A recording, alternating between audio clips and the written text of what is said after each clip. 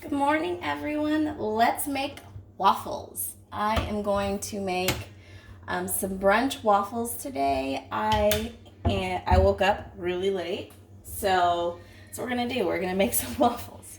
Okay, so what we're gonna do is we're actually gonna start with making strawberry topping. It's super easy, and I'm trying to find a bowl. Pardon me while I step away real quick.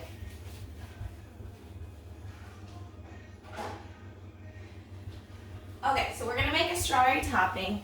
I told you about this strawberry topping in my jam video for those that follow me on Instagram. If you don't, that's okay. So we're gonna do a rough chop, a smaller chop on the strawberries. We have a garbage bowl, which we should always have to throw things away so we're not tripping over trash cans. So we are starting with rough chop on strawberries to make this strawberry topping for the topping on our waffles. You can do whatever topping you want. I'm actually not even going to eat this. It's just going to look fancy for you guys so you know something fancy. I like plain old waffles with butter and syrup because that's the only way to eat them.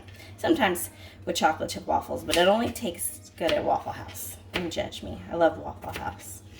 So we're going to start by rough chopping some strawberries, and I've almost got enough because it's just two of us in the house. So you see I got some strawberries. We're going to take just a little bit. We're just going to take a little bit of sugar. Let me set that right here so you can see. Just a little bit of sugar just to top it, and we're going to let it rest in the refrigerator covered, and that's going to create its own syrup. Let me give it a quick toss just so it's evenly distributed. Okay, so it's going to soften the strawberries and create its own strawberry syrup that we're going to put on top of the waffles. Into the fridge. My fridge is completely packed right now because I have so much.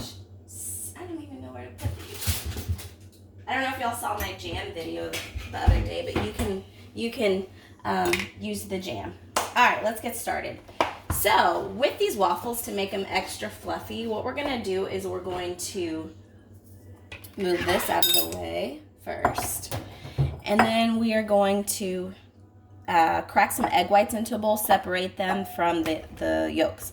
So if you don't know how to do this, there's different methods to do it. I just do it old school, but some people will crack the egg and then use a water bottle to squeeze the yolk out, and it works. My daughter does it sometimes. So we're gonna do the old separating method. If you're not very good at this, you're more than welcome to do it into separate bowls and then dump it in just in case the yolk falls in. But I've been doing this a long time. So yolk into the other bowl, and then whites into this bowl. The reason we're doing it in a glass bowl is because in a glass bowl, we're gonna whip these egg whites, and in a glass bowl or a metal bowl as opposed to a plastic bowl, they whip faster because they're cold. You want your egg beaters to be cold when you're doing this because it whips them faster. So I had to rinse my hands. Okay, pardon my super old used mixer. I'm gonna put it on the highest speed and whip them up. See how fast that's whipping? The egg beaters are cold and the bowl is cold.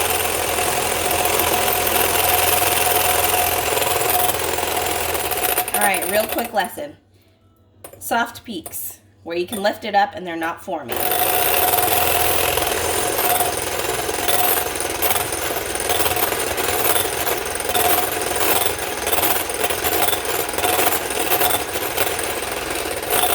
Alright, here we're at medium peaks where it's kind of holding just a little bit. We're going to get to hard peaks.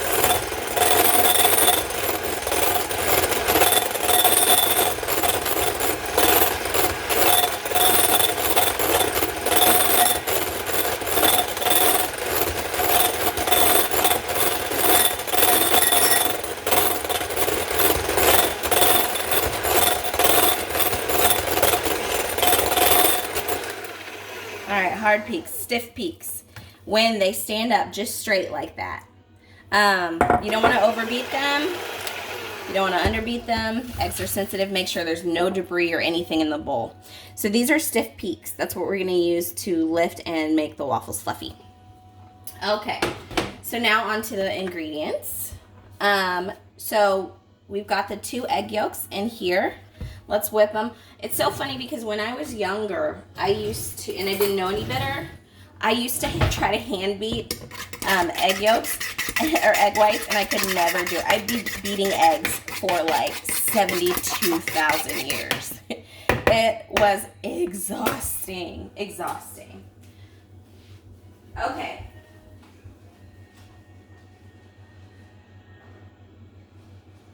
Sorry, I had to get my rubber spatula. All right, so now we're gonna add in the ingredients. We want 2 cups of flour.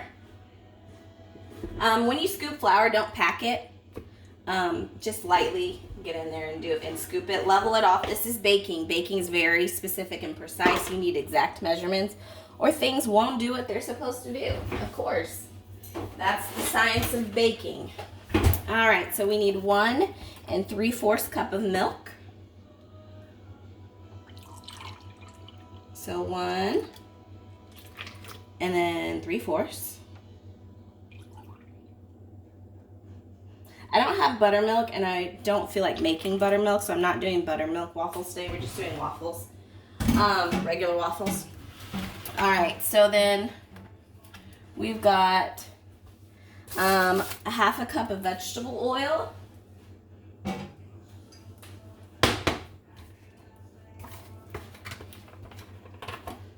All right, 1/2 cup. Into there, that into the garbage bowl. Okay, we need 1 tablespoon of sugar, but I don't feel like walking back and forth again on you guys. I'm sorry. So I know what 1 tablespoon of sugar looks like because I've been baking for 33 years. Okay, and then 4 tablespoons of baking or teaspoons of baking powder.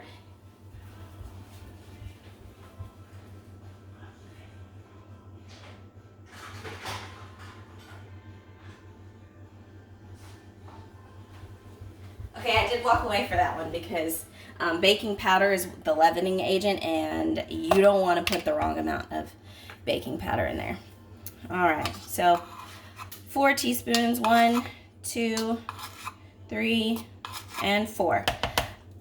Baking powder, I just use whatever I can find. Normally I get my baking ingredients at Aldi because they're cheaper and they're really good quality.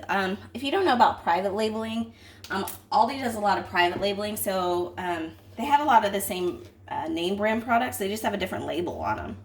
Okay, 1/4 teaspoon of salt, and then 1/2 teaspoon of vanilla. You have to have the vanilla because you got to have flavor in here. Okay, 1/2 teaspoon. Into there we go. And now what we're gonna do is we're gonna mix it just until combined. With things like waffles and pancakes and cornbread, you don't want to mix it too much because then it'll create a dense product. Okay, we're mixing until just combined. And don't forget, we still have to mix it after we get the egg whites in. But with the egg whites, you don't want to deflate them, so you don't want to mix too much. And there is a particular method for mixing anything with egg whites. And I will tell you a little bit about that in just a second. So when you're bringing, so you'll see there's clumps, but not many. It's just combined. Actually, there are a lot of clumps. So let me stir it a little bit. But you really just need it until it's just combined. And then with the egg whites, you want to fold 1/3 of it in so it holds the weight of the egg whites, and then you put the rest in because then it won't deflate them. So we're going to do 1/3 of these egg whites. We're going to fold it in. I will teach you guys folding method later on. I'm not doing an exact folding method because I'm holding one bowl with my hand, and it's not a good folding bowl because it has a handle in the way. But folding is not stirring. You're just lifting and flipping, like lifting and flipping so that you don't deflate them. They're very sensitive, and especially if you're doing cakes like German chocolate cake, you need it to be fluffy. or it'll be real dense. So you want to be gentle.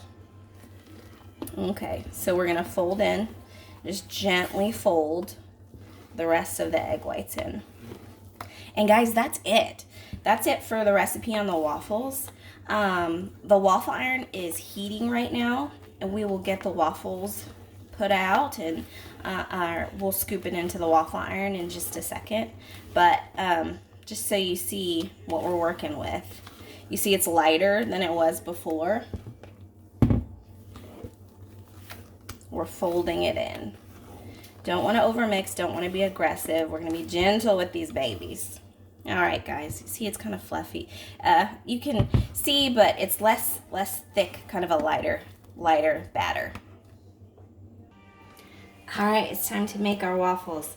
So I honestly am not a waffle pro. I make delicious waffles, but I do overflow a lot. So I'm okay with that. So usually I use about 1.5 scoops. Sometimes it overflows, sometimes it doesn't. I'm okay with it. Either way, they're going to taste good. So, all right. So I'm going to do this like 1.5 scoops, and we'll just see how much it lifts. I think I need just a little bit more. But I say that always, and then it overflows out the sides. But I'm okay with that. All right, down we go. Okay, you'll see it steaming out the sides. Means it's still working. We will wait and see what's gonna happen. Okay guys, so it's about done. It'll be done when it stops pulling from the top.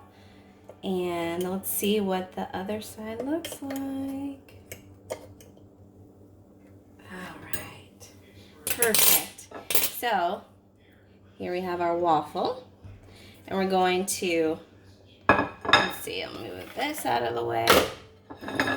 So obviously, butter, of course. Let's zoom in on it, shall we? Okay, butter. Obviously you need butter on a waffle. I don't know what kind of person lives without butter on a waffle. Then we're gonna put syrup on it.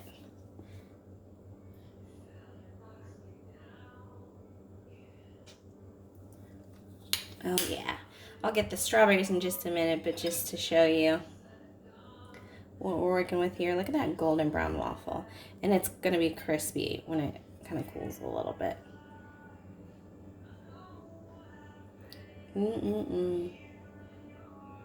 Butter's starting to melt perfectly.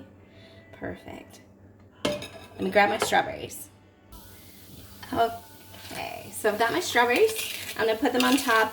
Typically, whoops, you want your strawberries to be sitting for, an hour or two. So do your strawberries very first thing in the morning if you're planning on doing waffles.